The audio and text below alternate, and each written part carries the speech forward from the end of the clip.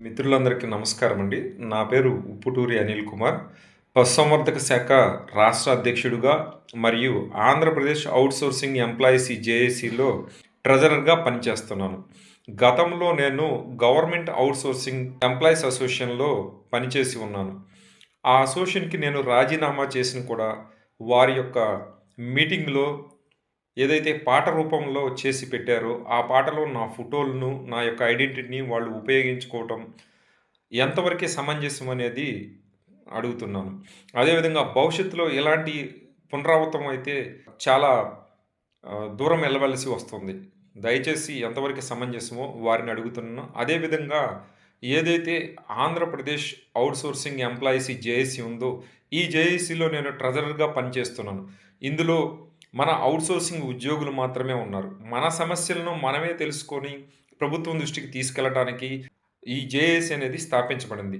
గౌరవ చైర్మన్ గారు దూసి బానోజీ గారి నాయకత్వంలో ఈ విధంగా మేము పనిచేస్తూ మన సమస్యలను, మన యొక్క బాధలను, మన యొక్క కష్టాలను ప్రభుత్వంతో నేరుగా మనమే చర్చించుకోవడం కోసం ఒక వేదికగా ఈ జేఏసీని ఏర్పాటు చేసుకున్నాం. ఇటువంటి తరుణంలో ఎందుకంటే గతంలో అన్ని సంఘాల్లో మనం పనిచేసి ఉన్నాం. ప్రభుత్వ సంఘాల దగ్గర ఇంకా ఇతరితర సంఘాల దగ్గర కూడా మనం పనిచేసి ఉన్నాం. ఏ రోజు కూడా మన ఔట్‌సోర్సింగ్ ఉద్యోగుల గురించి వారు ఎక్కడ ఆహ్, చెప్పే విషయం ఒకటి, లోపల జరిగే చర్చల్లో జరిగే ఒక విషయం ఒకటి, బయటకు వచ్చి చెప్పేది ఒకటి.